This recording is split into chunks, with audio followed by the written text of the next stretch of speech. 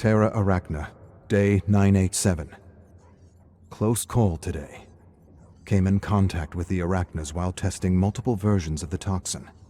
The doctor saw them coming through the window and ordered me to leave everything behind. She said we would return to the lab when the arachnas were gone and it was safe again.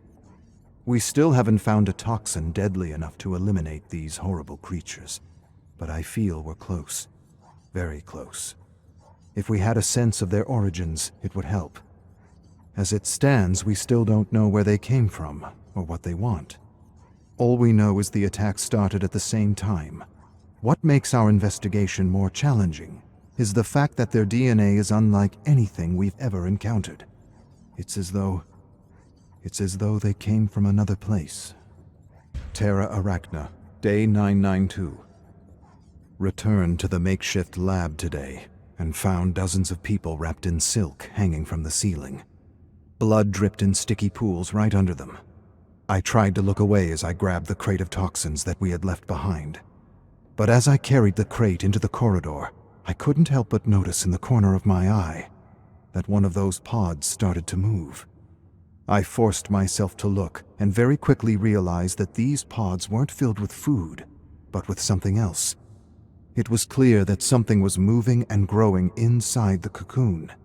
Something was feeding off the dripping body parts that had been wrapped with it.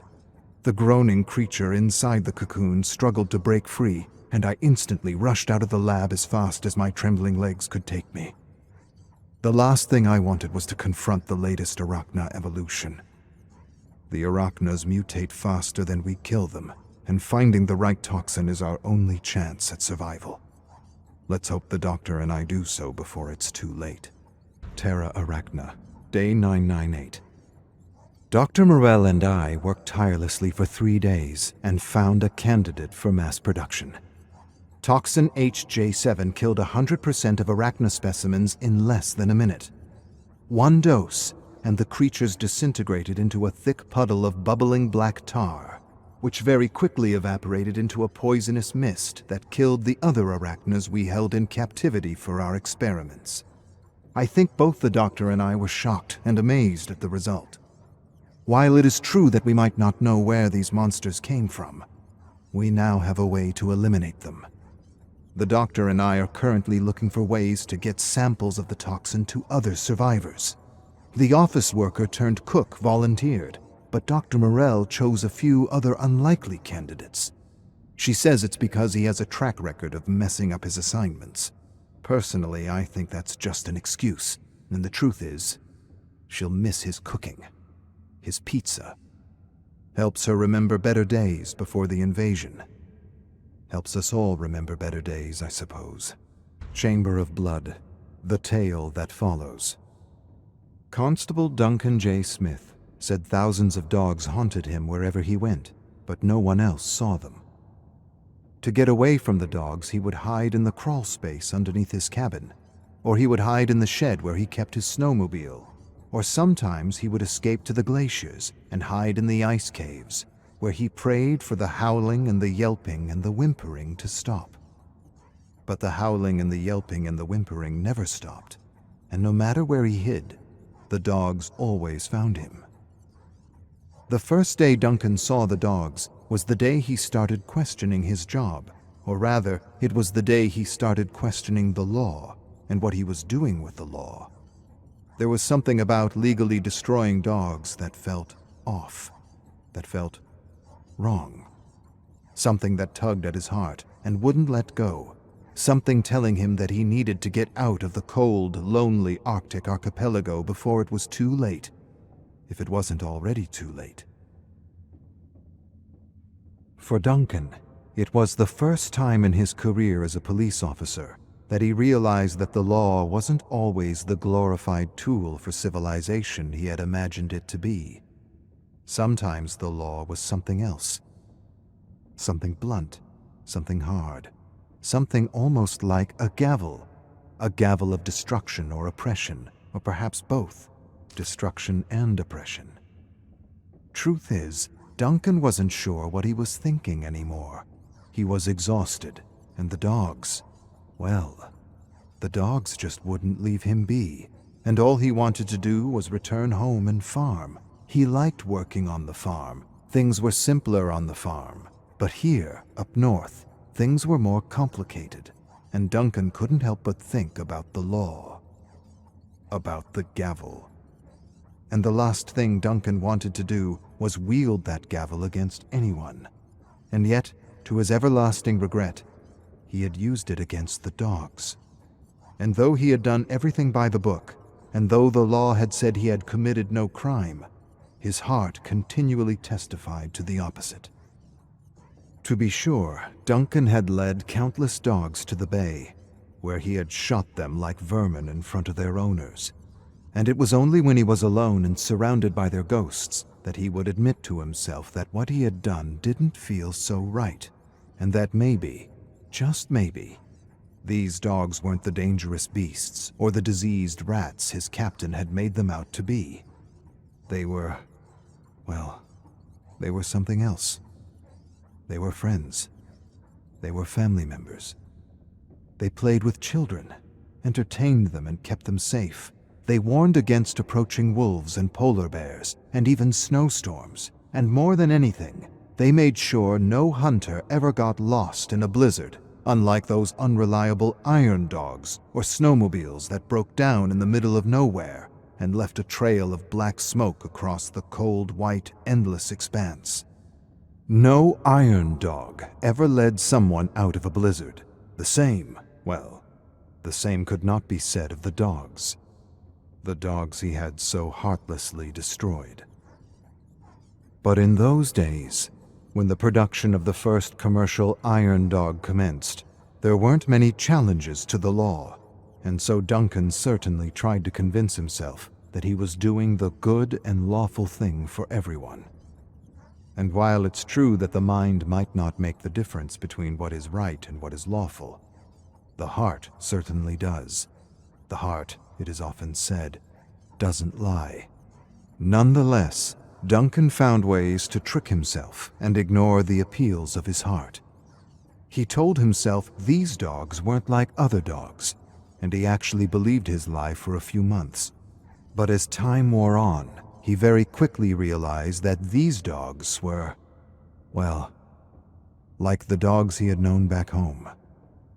Knowing this made it harder and harder for him to fall asleep, and soon he started to hallucinate and see all the dogs he had shot. At first, it was just one. Then it was two. Then a dozen. Then a dozen became 100. And 100 became 1,000. 1,000 dead dogs howled and stared at Duncan every night, preventing him from sleeping, from dreaming, from thinking, preventing him from living the life he had once known. Everywhere Duncan went, there they were, the dogs, looking at him with those eyes, those pleading, confused eyes, wondering what they had done wrong, or how they had failed their family and friends to deserve such a cold and indifferent end. Truth is, Duncan couldn't escape those ghosts any more than a dog could escape its own tail. Wherever he went, there they were, following him, reminding him of all the lives he had disrupted and destroyed with that gavel. One evening, Duncan sat in bed, holding his aching head in his hands, staring at the decaying dogs sitting all around him.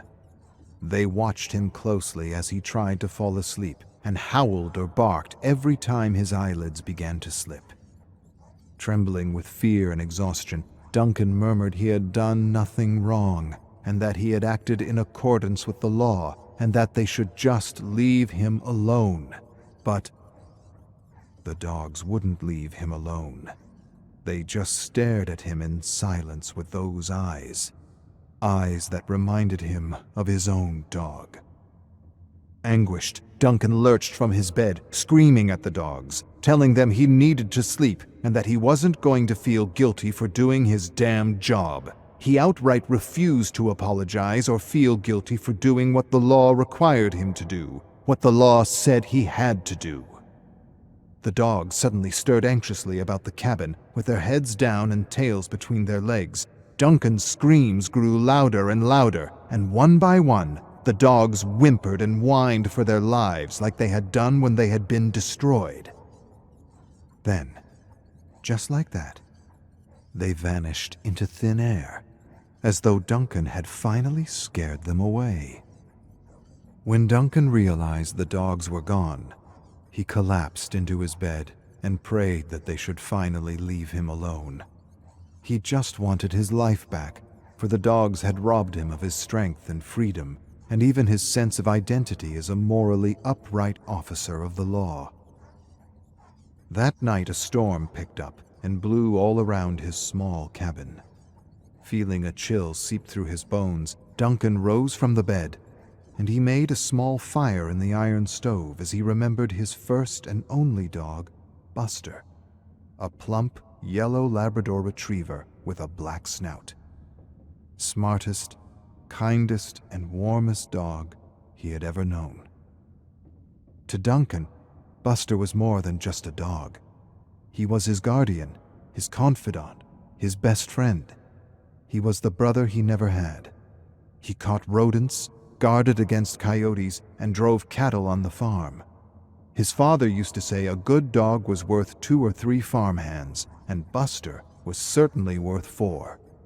Thinking about it now, he was glad that no one ever used the law against Buster, or any other dog in his town for that matter. To be sure, Buster wasn't as big or strong as these Arctic dogs, but he was quite the hunter, and had once even saved him from a wolverine. But what Duncan remembered most was that Buster used to curl up in bed with him to calm his anxious heart and help him drift away to sleep. And now Duncan longed for nothing more than the undisturbed, soundless sleep of youth. And as he longed for sleep, the wind blew harder and fiercer through the cracks of his cabin. The fire flared, flickered, and snapped, casting violent shadows that seemed to tell stories. Duncan rubbed his eyes to make the hallucinations go away, but wherever he looked, the shadows took the form of officers and hunters shooting at confused and frightened dogs as a thick and unnatural black smoke began to fill the cabin. Duncan tried to pinch himself awake, but when he realized he wasn't asleep, he quickly shut his eyes and once again begged for the dogs to just leave him alone. He wanted one night of rest, just one night. His brain reeled with despair, and he began to hear the warped voice of his captain laughing at him, shouting at him, tormenting him, telling him the dogs were dangerous, aggressive, a definite blight on their future plans. Duncan felt madness clutching at the seams of his soul. He screamed that these were lies, all of them, and when he opened his eyes again, the black smoke was gone, and the shadows were once again meaningless shapes flickering about the cabin. But just as Duncan sighed his relief, he heard a sound.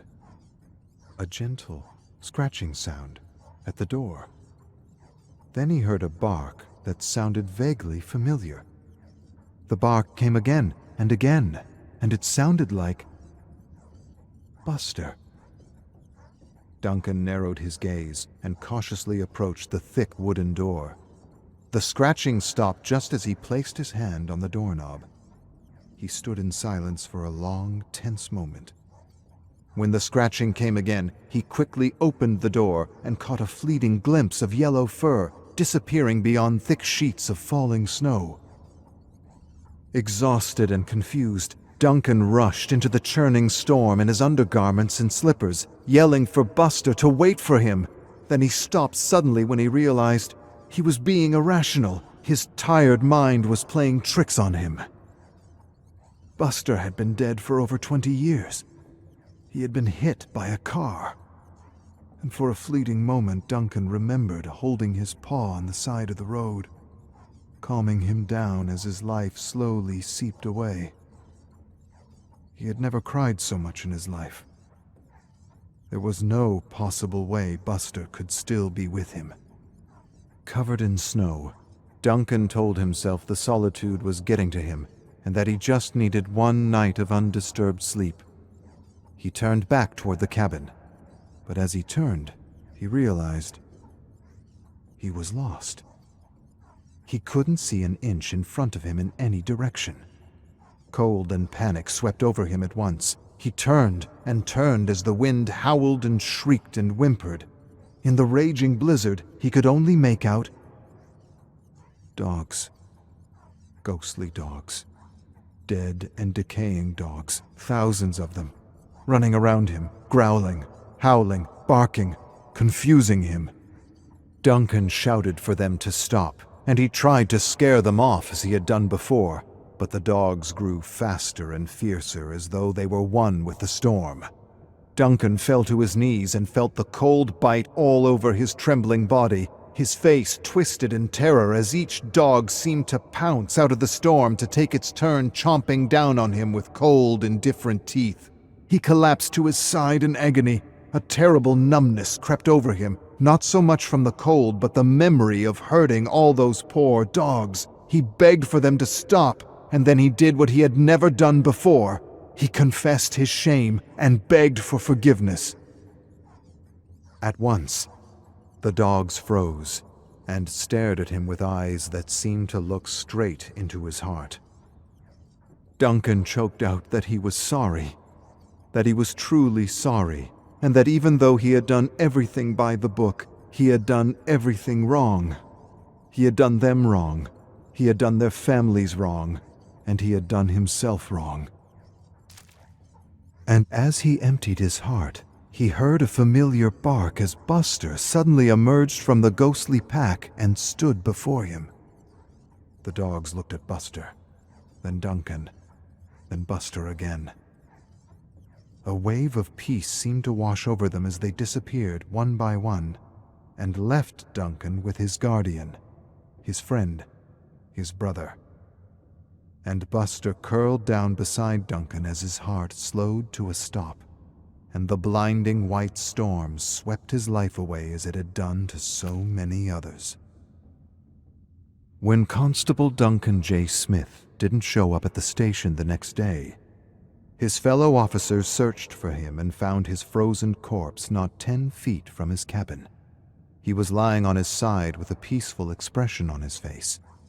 One officer noticed that he had been running around in circles, while the others questioned why he had been foolish enough to leave his cabin in his undergarments in the middle of a snowstorm. The captain kneeled by Duncan's frozen black and blue face and sighed. Just as he ordered someone to cover the body, another officer panicked and rubbed his eyes, claiming he saw dogs all around him. He stumbled back and screamed for the dogs to stay away from him.